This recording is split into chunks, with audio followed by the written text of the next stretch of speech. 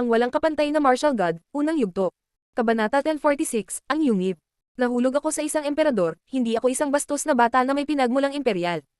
Si Lin Feng ay namangha at hindi makapagsalita. Hindi nakakagulat na si Yuan Fei ay nakakatakot. Ang kanyang kahoy na stick ay hindi rin kapanipaniwala. Napakalakas ni Zuan Yuan, ngunit wala siyang pagkakataon laban kay Yuan Fei. Naiisip lang ni Lin Feng kung gaano kalakas si Zuan Yuan. Noong magka-level na sila, natalo niya siya. Hindi naging madali ang laban. Si Zuan Yuan ay malayo sa pagiging kasing lakas ni Yuan Fei. Mayroon ka bang emperador sa iyong pamilya? Tanong ni Lin Feng sa mahinang boses. Ang aking lolo ay isang emperador. Nakangiting sabi ni Yuan Fei. Naiintindihan ni Lin Feng. Hindi nakapagtataka na napakalakas niya at naglakasloob na salakayin si Zuan Yuan gamit ang kanyang kahoy na patpat. Siya ay apo ng emperador. Hindi siya natatakot sa sinuman. At saka, talagang ininsulto niya ang mga taong may dugong imperial, malamang na hindi ordinaryong emperador ang kanyang lolo. Wala namang ibig sabihin. Ang aking lolo ay nagbigay sa akin ng ilang mga tip, pamamaraan at kasanayan, ngunit sa kabuuan, kailangan kong umasa sa aking sarili. Huwag mong isipin na binigay niya sa akin ang lahat. Kung nawala ang lolo ko, maraming tao ang susubukan at atakihin ako. Sabi ni Yuan Fei na humihingal. Nais niyang maging mas malakas. Gustong-gusto ni Lin Feng ang mga ganoong uri ng tao, ang mapagpakumbaba. Si Zuan Yuan ay iba sa karamihan ng mga cultivator. Ang mga tunay na cultivator ay umaasa sa kanilang sariling mga talento. Tanging ang mga may sapat na lakas ay maaaring manatiling mapagmataas. Bulong ni Lin Feng. Si Yuan Fei ay hindi kapanipaniwalang malakas. Matapos marinig ang pangalan ni Yuan Fei, umalis na si Zuan Yuan. Iyon ang pagkakaiba ng malakas at mahinang tao. Hehe, matalino kang tao, Lin Feng. Hindi mo rin kailangang kumilos ng mahinhin. Ikaw ay magiging lubhang malakas balang araw. Kailangan mo lang baguhin ang iyong dugo ng kaunti pa. Ngunit sa ngayon, maaari mo nang talunin ang karamihan sa mga tao na kapareho mo, nakangiting sabi ni Yuan Fei. Alam ni Yuan Fei na binago ni Lin Feng ang kanyang dugo. Kung hindi, bakit niya sasabihin sa kanya na kailangan niyang baguhin ng kaunti ang kanyang dugo? Huwag kang magtaka. Nararamdaman ko ang lakas ng dugo ng dragon. Kahit na hindi ko alam kung saan mo ito nakuha. Sabi ni Yuan Fei. Labis na nagulat si Lin Feng. Si Yuan Fei ay napakatalino. Paano niya nagawa iyon? Pumunta tayo sa kuweba at tingnan kung makakahanap tayo ng mga kayamanan ngayon. Sabi ni Yuan Fei pag-iiban ng topic. Sabay silang naglakad. Naunawaan ni Lin Feng na si Yuan Fei ay pumunta rito para maghanap ng mga kayamanan. Hindi siya natakot dahil wala siyang dapat ikatakot sa kanyang lakas. Kaya niyang maglakad sa bukas nang hindi inaatake. Medyo mas makapal ang desolated chi dito. Baka may kuweba. Sabi ni Yuan Fei habang huminto. Itinaas niya ang kanyang ulo, tumingin sa paligid. Medyo huminto si Lin Feng sa unahan at nagsabi. Halika rito, tingnan mo. Lumapit si Yuan Fei kay Lin Feng at itinaas ang kanyang ulo. Galing doon ang desolated chi at napakakapal. Tumingin siya kay Lin Feng at ngumiti. Ang galing mong maghanap ng mga kuweba, parang destiny na natin na magkita at maging magkaibigan. Pagkatapos ay sinuntok ni Yuan Fei ang espasyo doon at nabasag ang isang butas.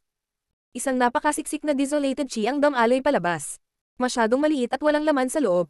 Sabi ni Yuan Fei na dismayado pagkaraan ng ilang segundo. Alam niyang maraming kuweba doon. Walang ginawa sa kanila ang desolated chi. Si Lin Feng ay maaaring sumipsip ng desolated chi, maaari pa nga siyang lumangoy sa Huangxi, kaya hindi siya natakot sa chi na iyon. Hindi rin ito pinansin ni Yuan Fei. Para sa maraming tao, hindi ganoon kadali ang paghahanap ng mga kuweba. Kinailangan nilang mag-ingat kapag bumulwak ang desolated chi. Lin Feng, maghanap tayo ng isa pa. Umalis sina Lin Feng at Yuan Fei. Walang tao sa paligid at walang gustong lumapit sa desolated chi na iyon. Nagustuhan ni Lin Feng ang desolated chi dahil kaya niya itong makuha. Napakabilis, natagpuan ni Lin Feng at Yuan Fei ang maraming kuweba. Patuloy na sinisira ni Yuan Fei ang mga pasukan, ngunit wala silang nakita sa bawat pagkakataon. Masyadong mahina ang desolated chi dito. Maliit na kuweba na naman siguro. Sabi ni Yuan Fei na nakataas ang ulo. Walang desolated chi ang lumabas sa pagkakataong ito. Isa pang kuweba ang kanyang nakita at sa pagkakataong ito, nagbago ang ekspresyon ng mukha niya. Parang iba ang kuwebang iyon. Sirain. Sigaw ni Yuan Fei habang sinusuntok ang espasyo. May lumabas na ilang desolated chi at napakakapal nito. Sirain, sirain. Galit na sigaw ni Yuan Fei. Pagkatapos, biglang bumulwak ang isang nakakatakot na desolated chi. Itim iyon at hindi tumigil sa pag-agos. Ang kapaligiran ay naging napaka-distort. Ang ilalim ng dagat. Tumiti si Yuan Fei at sinabi. Parang nagkamali tayo. Hindi ang desolated chi na hindi sapat ang lakas, ito ay medyo malalim. Kailangan nating maghukay. Maghanap tayo ng malaki. Ang desolated chi ay lalong tumitindi. Ang itim na putik na puno ng desolated chi ay patuloy na bumubulwak. Ang mga mamahaling kayamanan ay inilibing ng malalim sa lupa ng dagat ng Huang. Nadama ng maraming tao ang desolated chi at mas lumayo sila. Gayunpaman, may nasagasaan din ng mga tao. Si Zuan Yuan ay isa sa mga taong iyon. Nang makita ni Zuan Yuan si Yuan Fei na binabasag ang mga piraso ng bato, tumalikod siya para tumakbo. Gayunpaman, lumitaw ang matako na ekspresyon sa mga mukha ng ibang tao. Lahat sila ay napakalakas. Tanging ang mga napakalakas na cultivator lamang ang walang mga problema sa pagharap sa desolated Qi. Lin Feng. Sabi ng isang tao. Si Qiu Yuzin iyon. Tumatakbo siya patungo kay Lin Feng. Halika dito. Sabi ni Lin Feng. Sa di kalayuan, lumitaw ang ilang lakas ng espada. Ito ay isang binata na may 3 sinaunang espada. Ang kanyang chi ay hindi kapanipaniwala. Nandito rin siya. Bulong ni Yuan Fei. Hindi niya akalain na darating din ang lalaking iyon. Ang walang kapantay na martial god, unang yugto. Kabanata 1047, Gigantic Destruction Rod Spell. Anong malakas na sword chi? Sa isip ni Lin Feng na nakatingin sa cultivator na kara-rating lang. Kahit na hindi naglalabas ng anumang chi, malinaw na nararamdaman ng mga tao ang layunin ng kanyang espada na para bang ang taong iyon ay isang espada mismo. Lin Feng, ang taong iyon ay isang hindi kapanipaniwalang cultivator ng espada. Siya ang inapo ni Emperor Wu Tianjian. Ang kanyang pangalan ay Jian Wubei. Nang sabihin ko sa iyo na mayroong isang tao dito na napakalakas, at higit, mas malakas kaysa kay Zuan Yuan, ang tinutukoy ko ay tungkol sa kanya. Sabi ni Yuan Fei.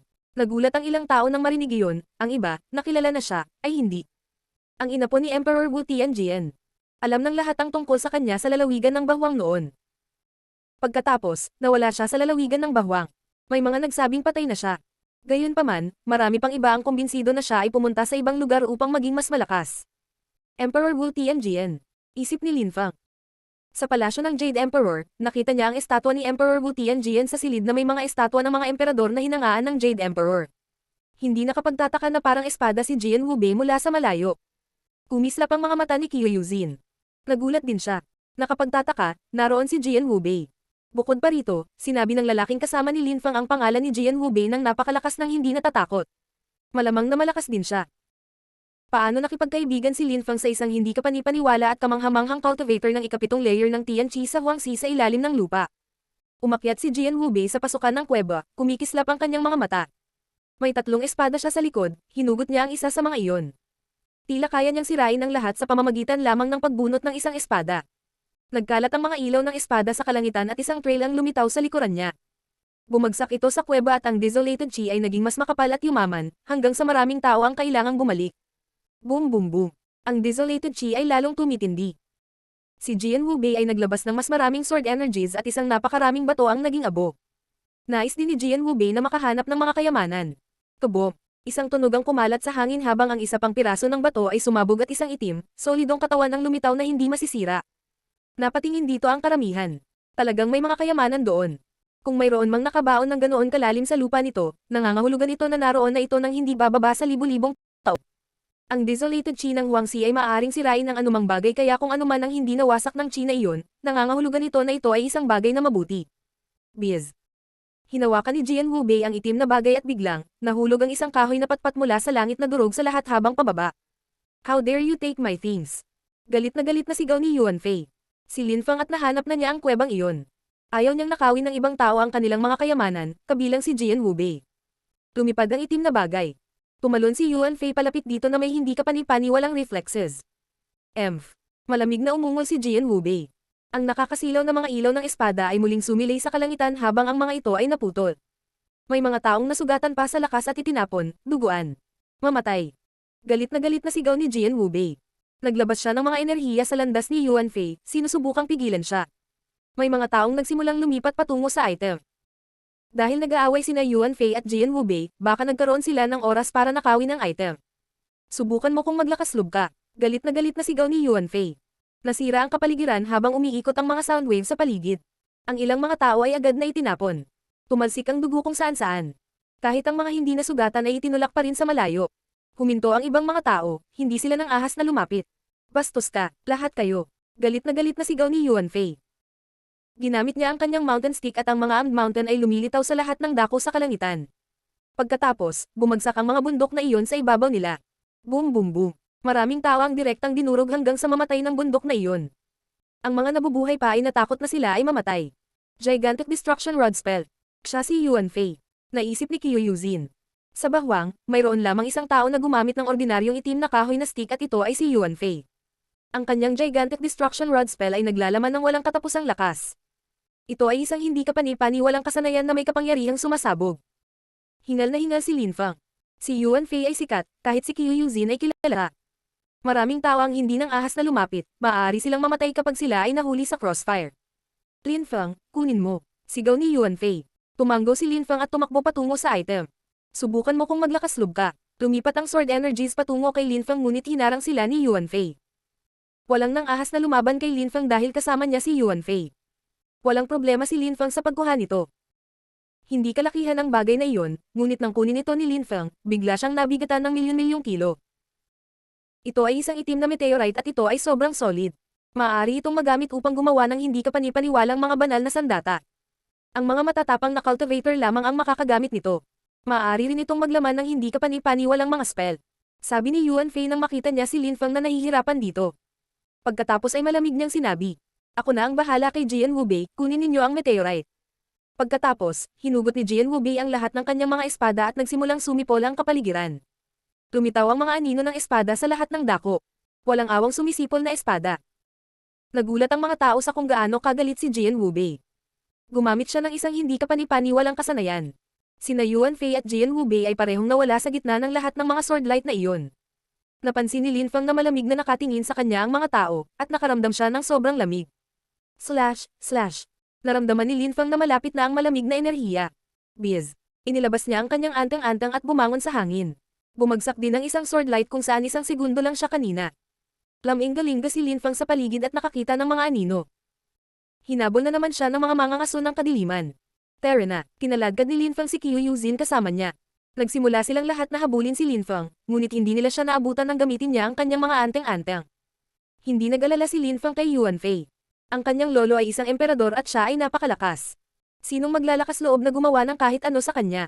Lin Fang, kaunting panahon lang tayo dito at kaibigan mo na si Yuan Fei. Sabi ni Qiu Yuzin. Ang kanyang magagandang mata ay kumikislap. Na-curious siya. Magaling siya at madaling makipagkaibigan. Nag-away kami tapos naging magkaibigan. Nakangiting sabi ni Lin Fang. Pagkatapos ay nagtanong siya. Siya nga pala, Yuzin, ang kanyang lolo ay isang hindi kapani-paniwalang cultivator, isang emperador talaga, saan siya galing? Hindi siya isang emperador sa isang segundo. Sabi ni Qiu Yuzin na umiling. Nagulat si Lin Fang at bamulong. Nagsinungaling ba siya sa akin? Hindi talaga, ang kanyang lolo ay ang Great Ape Emperor. Mahusay na emperador ng unggoy. Tanong ni Lin Fang. Isang bestial emperor. Tumanggo si Qiu Yuzin, napabuntong hininga si Lin Fang sa pagkamangha. Siya ay apo ng isang bestial emperor. Ang walang kapantay na martial god, unang yugto. Kabanata 1048, Galit na Labanan. Narinig ni Lin Fang ang tungkol sa maraming tao na emperador ngunit ito ang unang pagkakataon na narinig niya ang tungkol sa isang bestial emperor. Hindi niya akalain na magiging kaibigan niya ang apo ng isang bestial emperor. Ang Great Ape Emperor ay napakalakas at ang kanyang kapangyarihan ay napakasabog. Madali niyang masira ang kadena ng bundok sa simpleng pagsipa nito. Ang kanyang boses ay kayang sirain ang mga bundok at lawa. Kahit na hindi sila ganoon katalino bilang isang pamilya, talagang naiintindihan nila ang cultivation. Ang kanilang gigantic destruction rod spell ay sobrang komplikado. Gumagamit ito ng explosive power ng 81 wooden sticks. Maaari mong isipin kung gaano sila kalakas sa bawat isa. Dahan-daang paliwanag ni Qiu Yuzin. Mukhang natatakot pa siya. Walang nang ahas na saktan sila sa lalawigan ng bahwang. Kahit na sila ay medyo bagong mga emperador, hindi sila mas mahina kaysa sa karamihan ng mga emperador. At saka, iisa lang ang apo ng Great Ape Emperor kaya lubos niya itong pinahahalagahan. Noon, binubuli ng Zun cultivator ng isang napakayamang pamilya sa lalawigan ng bahwang si Yuan Fei. Ang resulta, sa isang gabi, ang mayamang pamilyang iyon ay naalis sa mapa ng lalawigan ng bahwang.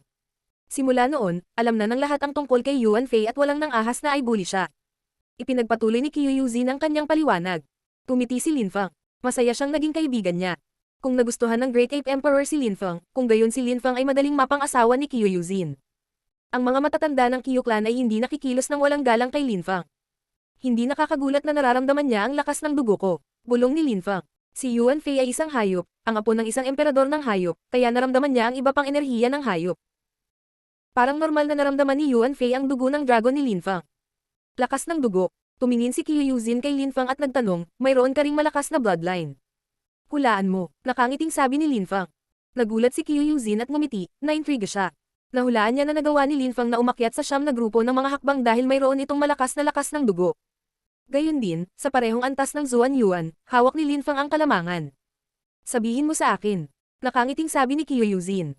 Bakit kailangan mong malaman? Sabi ni Linfang na nakangiti ngunit hindi nakangiti. Gustong malaman ni Kyuyuzin. Hinaplos ni Linfang ang kanyang pisngi. So, inis na sabi ni Kyuyuzin. Ano? Sabi ni Linfang na nagkibit balikat. Bastos ka, naglabas siya ng malamig na enerhiya. Seal. Naglabas si Linfang ng malakas na lakas ng silang, halos hindi makagalaw si Kyuyuzin sa lakas na iyon. Dilat na dilat ang mga mata ni Kyuyuzin. Tumigil ka sa pag-atake at bibitawan kita. Mangarap pa, sabi ni Kyuyuzin na nagngangalit ang kanyang mga ngipin. Ito ay napakagandang gabi, dapat nating tangkilikin ang ating sarili sa halip na mag-away, kung nakikita mo ang ibig kong sabihin. Sabi ni Linfang na may kasamang ngiti. Kumunat ang noo ni Kyuyuzin. Nakakainis ka, si Kyuyuzin ay halos umiiyak. Napakawalan Jia. Sige, sasabihin ko sa'yo. Tumiti si Linfang at sinabing. Tama ka, pagkatapos ay binitawan niya siya. Napangiti si Kyuyuzin sa napaka-rengal na paraan at sinabing. Sa susunod na gusto mong magsaya kasama ako sa gabi, dapat mong sabihin ito sa mas romantikong paraan. Ha? Biglang nakaramdam ng lamig si Linfang. Ano ang meteorite na iyon? Sabi ni Linfang na iniiba ang paksa. Ang meteorite na iyon ay napakabigat at ang mga kalamnan ni Linfang ay nakaramdam ng pananakit sa pagdadala nito. Tingnan mo, ipinasa ni Linfang ang bato kay Kyuyuzin. Kinuha niya iyon at biglang nagbago ang ekspresyon ng mukha niya. Gaano kabigat? Kasing bigat ito ng isang maliit na bundok. Tingnan at tingnan kung may makikita kang kakaiba. Sabi ni Linfang. Inilabas niya ang purong chi sa bato, ngunit nanatili lamang itong itim. Malamang matagal na itong nasa lupa, kaya pinakintab na ngayon. Wala, sabi ni Kyuyuzin. Ang batong iyon ay maganda, may kantab, ngunit walang mga marka o anumang bagay na interesante. Wala ring nakatatak sa loob. Kahit na napakahalaga nito, wala tayong magagawa. Maaaring magamit ito ng mga taong tulad ni Yuan Fei o Jian Wubei. Kung hindi, hindi nila ito ipinaglaban. Bulong ni Linfang. Ibibigay niya ito kay Yuan Fei mamaya. Kumbinsido siyang malalaman ni Yuan Fei kung paano siya mahahanap kahit papaano. Ang meteorite na iyon ay napakatigas at medyo siksik. Hindi natin ito masisira kahit paano natin sinubukan. Maaaring hilingin ni Yuan Fei o Jian Wubei sa mga matatanda ng kanilang pamilya na gumawa ng mga armas para sa kanila. Baka masira din nila ito para makita kung may laman sa loob. Hindi lang sino man ang makikinabang sa pagkakaroon ng mga ganitong bagay. Sabi ni Kyuyuzin. Walang silbi sa kanila ang meteorite na iyon maliban kung ipinagpalit nila ito, ngunit hindi rin magiging madali ang pangangalakal, hindi sila sapat na malakas. Baka nakawin lang ito ng malalakas na cultivator sa kanila. Kalimutan mo na yon. Sabi ni Linfang at inilagay iyon. Pinagmasdan niya ang madilim na tanawin sa paligid. Lahat ng tao ay nangangaso sa lahat ng iba dito. Dapat tayong mag-ingat. Subukan nating makaalis dito sa lalong madaling panahon. Napangiti si Kyuyuzin at sinabing. First time ko rin dito. Pagpasok ko, maraming tao ang nagtangkang patayin ako. Buti na lang, hindi ako ganoon kaina. Ang mahihinang tao ay mabilis mamatay dito sigurado ako. Linfang, ikaw ay magiging isang Imperial Cultivation Disciple, alam ko lang. Tumingin si Linfang sa kanya, napakaganda niya, napakaganda ng kanyang ngiti. Tumawa siya at sinabing, Tara na, nagsimulang tumakbo si Linfang, determinado. Maghintay. Hawak ni Linfang ang kamay ni Kyuyuzin at tumakbo sila ng ilang hakbang bago sila may tumawag sa kanila, biglang pinalibutan sila ng malamig na enerhiya. Dahil sa tingin mo ay madali mo akong aibuli, tuturuan kita ng leksyon. Si Linfang ay nanatiling hindi gumagalaw. Drip, drip. Isang malakas at malamig na hangin ang hamampas kay Linfang. Slash. Ang malamig na mga ilaw ay dumiretso patungo kay Linfang. Slash. Kasabay nito, ang mga ilaw ng bituin ay namuo. Ito ay ang TNG sword ni Linfang. Mamatay. Ang TNG sword ni Linfang ay gumuhit sa kalangitan at tinaga ang lahat ng nasa daan nito. May namatay at tumalsik ang dugo. Slash, slash. Ang mga enerhiya ay dumating patungo kay Linfang mula sa bawat direksyon sa oras na ito. Lumitaw ang mga bituin sa kanyang paligid at pagkatapos ay tumalsik ang dugo sa lahat ng dako. Ilang tao ang namatay sa pagsisikap na hadlangan ng pag-atake ni Linfang. Boom boom boom. Maraming kamay ang lumitaw sa paligid ni Linfang. Bigla siyang lumingon at nakita si Zuan Yuan sa ere. Siya ay lumilipad patungo kay Linfang ng mabilis hanggat kaya niya. Sirain. Galit na sigaw ni Linfang. Ang kanyang TNG sword ay naging mas nakakasilaw. Isang banal na sandata. Agad na umatras si Zuan Yuan at malamig na tumingin kay Linfang. Nakapagtataka, si Linfang ay may banal na sandata. Zuan Yuan, kung magka-level tayo, mas mahina ka sa akin. Akala mo ba madali mo akong patayin? Dati, hindi ko ginamit lahat ng kapangyarihan ko laban sa'yo. Dahil gusto mo talagang subukan, maglaban tayo. Hawak ni Linfang ang kanyang TNG sword at mukhang malamig, parang isang tunay na mandirigma. Ang walang kapantay na martial god, unang yugto. Kabanata 1049, ang balak ni Linfang. Tumingin si Zuan Yuan kay Linfang. Nakapagtataka, mayroon siyang banal na sandata. Upang magamit ang mga banal na sandata, kailangang maunawaan ng mga cultivator ang mga banal na marka dahil sa mga banal na marka na nakaukit sa mga ito. Kinailangan nila ang lakas ng mga banal na markang iyon upang gumana. Ang TNG sword ni Lin Fang ay isang banal na sandata at hinihigop ang lakas ng earth at langit, mas tiyak, ang lakas ng mga bituin. Pagkatapos, ang lakas ng mga bituin ay nasisipsip sa mga banal na marka at pagkatapos ay mailalabas ng cultivator ang nabagong enerhiya sa anyo ng malalakas na pag-atake. Si Zuan Yuan ay may banal na sandata noon, ngunit ito ay nabasag sa Dragon Palok noong sinusubukan niyang makuha ang puso ng dragon. Ngayon, si Lin Fang ay may banal na sandata. Ginalaw ni Zuan Yuan ang kanyang mga kamay at naglabas ng nakakatakot na lakas na naglalaman ng sariling lakas ng dugo. Hawak ni Lin Fang ang kanyang TNG sword habang ang mga ilaw nito ay kumakalat sa lahat ng dako sa paligid niya. Sa dilim ng palasyo, kitang-kita ang mga nakasisilaw na bituin na nilikha ng espada. Galit na umungol si Zuan Yuan habang naglalabas siya ng hindi kapani-paniwalang dami ng chi na lumipat patungo kay Lin Fang. Nang inag si Lin Fang nang marinig niya ang sigaw ni Zuan Yuan, ngunit kumpara kay Yuan Fei, wala iyon. Mamatay. Kasabay nito, galit na sumigaw si Zuan Yuan at lumabas ang dalawang malalaking salita, Zuan Yuan. Lumipat sila patungo kay Lin Fang ng napakabilis. Biz. Si Lin Fang ay nagngangalit ng kanyang mga ngipin at naglabas ng sword energies na puno ng kapangyarihan ng mga bituin. Kumalat ang dagandong sa hangin at yumanig ang paligid. Mamatay. Binuksan ni Zuan Yuan ang kanyang ikatlong mata at lumitaw ang isang gintong palakol at lumipat patungo kay Lin Fang. Ito ay ang kanyang makajos na kamalayan na napalitan ng isang hindi kapani-paniwalang pag-atake. Boom boom boom. Diretso itong gumagalaw patungo sa ikatlong mata ni Lin Fang. Makajos na kamalayan na palasyo. Binuksan din ni Lin Fang ang kanyang ikatlong mata, ang kanyang matayog at napakalaking makajos na kamalayan na palasyo ay lumitaw. Kabom! Ang palakol ni Zuan Yuan ay nagpapauba ng marahas sa palasyo, ngunit hindi nito nabasag. Walang hanggan ng Sky Palace. Si Zuan Yuan ay hindi makapaniwala at mukhang natatakot. Isang makajos na kamalayan na palasyo. Imposible, hindi pwede. Fake siguro yun. Isip ni Zuan Yuan. Isang tao lang ang makakagamit niyan sa Continent of the Nine Clouds, kaya hindi alam ni Lin Fang. Ang kaluluwa ni Lin Fang ay napakalakas at ang kanyang makajos na kamalayan ay higit pa sa kanyang antas ng paglilinang. Sige, lumaban tayo sa ating makajos na kamalayan. Malamig na sabi ni Lin Fang. Ang palakol ni Zuan Yuan ay hindi nag-iwan ng kahit isang gasgas sa makajos na kamalayan ng palasyo ni Lin Fang. Ang TNG sword ni Lin Fang, sa parehong oras, ay tila sumasayaw habang ito ay nagpapakalat ng nakakasilaw na mga ilaw ng espada. Prikol. Galit na sigaw ni Zuan Yuan. Kasabay nito, naglabas siya ng nakakatakot na enerhiya patungo sa espada ni Lin Fang. Si Zuan Yuan ay tumatakbo palayo sa sword energies, at nang medyo malayo na siya, tumalikod siya at tumakbo palayo. Lin Fang, papatayin kita, sooner or later. Sabi niya sa malayo. Malamig na tiningnan siya ni Lin Fang at sumigaw. Nakipagkapit kamay ka pa sa mga mangangaso ng kadiliman para patayin ako, Zuan Yuan, ang iyong ulo ay magiging aking trepeyo sa lalong madaling panahon. Pagkatapos, nawala ang espada ni Lin Fang. Sa di kalayuan, isang siluet ang paparating kay Lin Fang. Si Qiu Yuzin iyon. Ilang sikreto meron ka, sabi ni Qiu Yuzin. Kumikislap na naman ang mga mata niya. Si Lin Fang ay may makapangyarihang banal na sandata. Hindi ka panipaniwala. Sa napakagandang gabi, kung tayo ay nasa kama, magkayakap, sasabihin ko sa iyo ang lahat ng aking mga sikreto. Sabi ni Lin Fang na tumatawa ng malakas. Mukhang maganda. Sabi ni Qiu Yuzin na namumula at nakangiti kay Lin Fang, napukaw siya nito. Ito'y isang kasunduan. Sabi ni Lin Fang na tumatawa ng kinakabahan. Lin Fang, bumalik ba ang batang Zuan Yuan? Tanong ng isang tao sa di kalayuan. Si Yuan Fei iyon. Nakipagtulungan si Zuan Yuan sa mga mangangaso ng kadiliman para patayin ako. Sagot ni Lin Fang. Malamig na sinabi ni Yu Fei. Gusto mo bang maabyutan ko siya at ilibing ko siya ng buhay? Ha? Tumiti ng pilit si Lin Fang. Napakabait ng lalaking iyon, ngunit siya lang ang makapagsasabi na gusto niyang ilibing ng buhay si Zuan Yuan. Sa hilagang bahagi ng bahwang, alam ng lahat ang pangalan ni Zuan Yuan, kung may makarinig ng ganyang salita ni Yuan Fei, tatawanan nila siya. Hindi na kailangan. Hindi niya ako kayang patayin. Kukunin ko ang buhay ni Zuan Yuan sa lalong madaling panahon. Sabi ni Lin Fang. Tatapakan niya ang bangkay ni Zuan Yuan at kukunin ang kanyang ulo bilang isang trapeo. Sige, walang problema. Sabi ni Yuan Fei. Tumingin siya kay Qiu Yuzin, ngumiti at nagsabi. Lin Fang, ang iyong dalaga ay kamukhang kamukha ng prinsesa ng mundo ng hayop, hindi masama. Tumingin si Lin Fang kay Qiu Yuzin, nakangiti siya ngunit walang sinabi. Wala ring masabi si Lin Fang. Kunin mo ito. Sabi ni Lin Fang na ibinigay ang itim na meteorite kay Yuan Fei.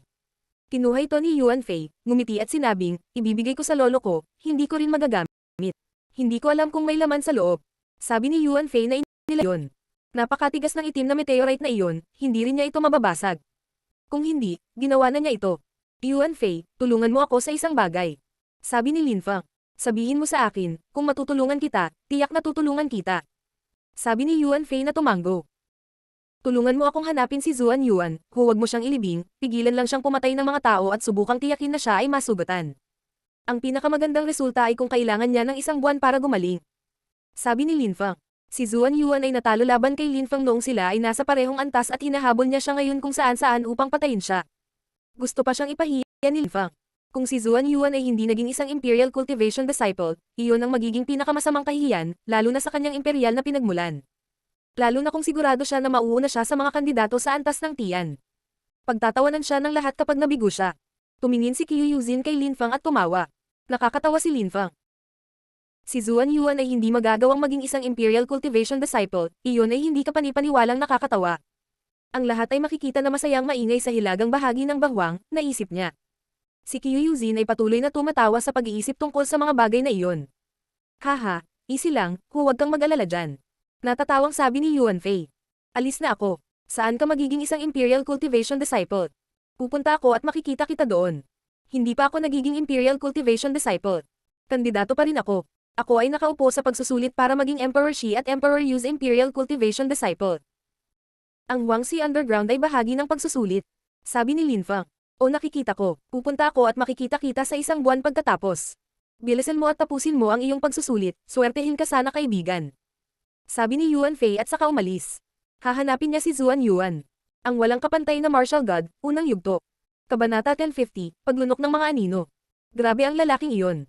Hindi nakakagulat na apo siya ng Great Ape Emperor. Sabi ni Qiu Yuzin na nakangiti ng pilit. Tulad ng sinabi ni Lin Fang, ang taong iyon ay madaling pakisamahan. Babayaran ni Zuan Yuan ang ginawa niya sa akin, hehe. Nakangiting sabi ni Lin Fang. Tumingin sa kanya si Qiu Yuzin at ngumiti.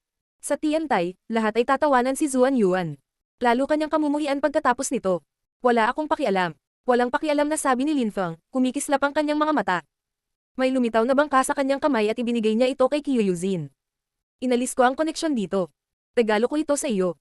Hindi ko ito kailangan. Sabi ni Qiu Yuzin na umiling. Tumanggi siya ng walang pag-aalinlangan. Hinawakan ni Lin Fang ang kanyang kamay at inilagay ang bangka sa kanyang palad. Tumiti siya at sinabi. Ang nakababatang henerasyon ng Yang Clan ay mahina. Kaya naman, ang mga matatanda ng kanilang angkan ay gumugol ng maraming pera at lakas sa paggawa ng mga bangkang iyon para sa kanila. Yuzin, malakas ka ngunit sa lalawigan ng bahwang, makakaharap ka minsan ng mga panganib. Mayroon akong dalawa sa mga bangkang ito, mayroon akong parehong bangka ni Yang Zilan at Yang Zie. Kaya huwag mo akong alalahanin. Dalawang bangka. Nagulat si Qiu Yuzin nang sumakay siya ng bangka. Napangiti siya sa matangkad na paraan. Ito ay isang regalo sa kasal. Ibig sabihin pwede na tayong matulog ngayon. Sabi ni Lin Fang na nakangiti ng nakakaloko. Sige, kahit kailan. Sabi ni Qiu Yuzin na nakayuko at namumula. Sumimangot si Lin Fang. Kailangan muna nating tapusin ang dapat nating gawin dito. Pagkatapos, pag-iisipan nating magsaya. Nakangiting sabi ni Lin Fang. Ibinaba ni Qiu Yuzin ang kanyang ulo at sinabi.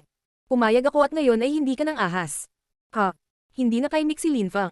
Maaalala niya iyon. Pagkatapos noon, ginamit nila ang bangka para makalayo. Hindi na nila kailangan pang magtago. Napatay nila ang ilang mahihinang tao sa daan at madaling nakatakas nang makaharap sila ng mas malalakas na cultivator. Walang problema sina Lin Fang at Qiu Yuzin salamat sa kanilang mga bangka. Nakalusot si Lin Fang sa ika-4 na layer ng Tianqi at Qiu Yuzin hanggang sa ika-7 layer ng Tianqi. Sa kabuuan, kinailangan nilang pumatay ng 110 katao. Kinailangan nilang kumilos ng mabilis, kaya hindi sila makapagtago at maghintay ng mga tao na tambangan. Sa kanilang mga bangka, ang mga bagay ay mabilis na gumagalaw. Sa sandaling iyon, pareho silang nasa isang maliit na landas na tila normal. Drip, drip. May narinig si Lin Fang, ngunit wala siyang makitang sinuman. Malamig na ngumiti si Lin Fang at sinabing, kanina pa kita hinihintay. Yuzin, ang kontinente ng Siyam na ulap ay malawak at maraming kakaibang espiritu. Alam mo ba kung anong espiritu ang malakas? Tanong ni Lin Fang na tila random. Sabi mo maraming kakaibang espiritu, marami ring espiritong may espesyal na kakayahan. Hindi ko akalain na masasabi natin iyon may mga espiritong mas malakas kaysa sa iba. Ang lahat ay nakasalalay sa kung ano ang gagawin mo sa kanila. Mayroong maraming mga espiritu ng armas, mga espiritu ng talim, mga sibat, mga espada, mga espiritu ng palakol, lahat ng uri. Lahat sila ay ginagamit ng mga nagtatanim ng talim. Sino ang makapagsasabing ang isang espiritu ay mas malakas kaysa sa iba sa alinman sa mga kasong iyon? Sabi ni Qiu Yuzin. Kung ang isang mahinang cultivator ay may espiritu ng espada, kung gayon ang kanyang espiritu ay hindi magiging malakas, at kabaliktaran. Ano sa palagay mo ang tungkol sa mga espiritu ng anino? Nakangiting tanong ni Lin Fang. Mga espiritu ng anino. Kung ang isang cultivator ay namamahala na maging invisible, maaari niyang patayin ang mga tao mula sa 12-dosenang kilometro ang layo nang hindi nahuhuli at nang hindi nag-iiwan ng bakas. Iyan ay napakahusay. Maraming mga cultivator na mayroong mga espiritu ng anino dito. Dahil madilim dito, ito ay isang perpektong lugar para sa kanila. Sige. Sabi ni Linfang na tumatango. Eksakto sa kanyang mga sentimiento. Drip, drip. May iba pang narinig sina Linfang at Kyuyuzin, ngunit kumilos sila na parang walang narinig. Nagpatuloy sila sa pag-uusap. Naalala ni Linfang ang kanilang chi, ngunit may mga snowflake sa paligid nila. Biz. Ang nakakatakot na matatalas na enerhiya ay lumitaw sa harap ni Linfang at dumiretso sa kanya. Empty space bestial illusion technique. Agad na sumigaw si Linfang. Lumitaw ang isang malanyebe na landas sa paligid niya. Inihanda na niya ang sarili niya. Isang anino ang lumitaw at kasabay nito, isang malaking bato ang lumitaw sa kanyang harapan na naglalaman ng lakas ng pagkakabuklod. Mamatay. Napagtanto ng Shadow Cultivator na hindi nagbabago ang distansya sa pagitan nila ni Linfang. Sinubukan niyang umatake ulit. Seal. Sigaw ni Linfang. Ginamit niya ang kanyang Demon Sealing Stone at tinatakan ang espasyo. Boom boom. Nagbanggaan ang anino at ang bato. Biz. Biz. Biz. Ang bato ay naging malaki at tinatakan ang anino. Sa katunayan, matagal nang naghihintay si Linfang para sa mga mangangaso ng kadiliman. Maswerte siya sa pagkakataong ito. Ang lalaking iyon ay may espiritu ng anino, kung ano ang hinahanap niya. Roar. Boom. Boom. Kumalat ang galit na galit sa hangin. Sa likod ni Linfang, lumitaw ang isang mabangis na dragon. Dugo ng dragon. Sabi ng cultivator na ang anino ay tinatakan. Hindi niya maalala ang anino niya kaya nagsimula siyang magpanik. Tunok. Malamig na sabi ni Linfang. Nilamon ng isa sa mga ulo ng dragon ang anino na nakatatak sa bato ng Demon Seal. Tinuya ng dragon ang anino ngunit hindi ito nagawang lunukan. Ang espiritu ng kanyang kaaway ay mas malakas kaysa sa kanyang sarili. Yuzin, tulong. Inilabas ni Kyuyuzin ang sarili niyang espiritu na lumipat patungo sa Shadow Cultivator. Kasabay nito, tumalon si Linfang pasulong na naglabas ng isa pang bato ng Demon Seal. Kahit na hindi nila nakikita ang Shadow Cultivator, nararamdaman nila ito. Boom boom boom. Sinalakay ng mga mapang api na enerhiya ang kapaligiran habang umuungal ang dragon at muling gumalaw patungo sa anino. Roar. Marahas na yumanig ang kapaligiran habang sinubukang lunukan muli ng dragon ang anino. Ang Shadow Cultivator ay walang sapat na oras para mag-react. Nilamon ng dragon ang kanyang espiritu, sabay lunok sa kanyang katawan.